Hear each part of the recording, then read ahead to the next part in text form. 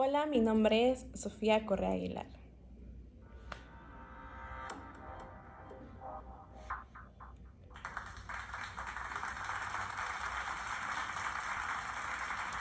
So my friends say 1, 2, 3 instead of 1, 2, 3.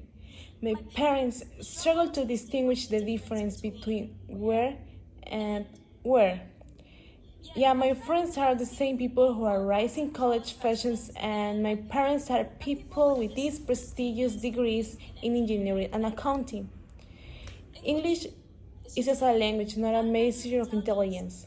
Nowadays, people often use English as a mere stick from them to measure one's intelligence. The less foreign you saw, or the faster you're able to speak English, is often associated with the more intelligent you are. You speak English fast, you speak English well, you don't have an Asian accent. These are typically the most common compliments that I will receive after a short conversation with someone.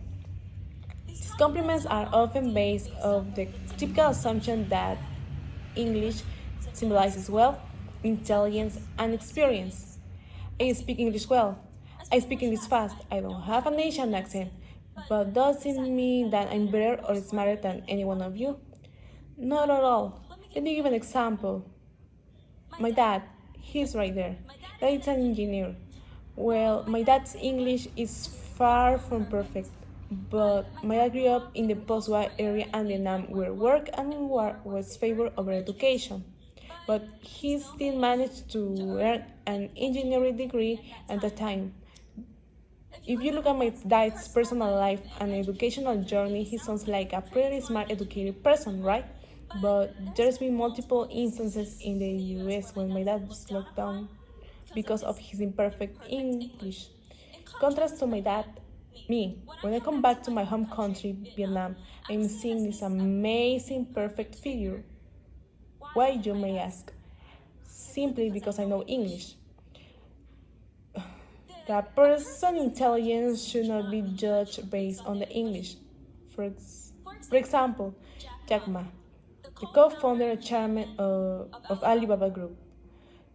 He speaks English with a strong Chinese accent, but he's the richest man in China. Marie Kondo, she leads and hosts an athletic series about tie-dyeing up alongside with an interpreter.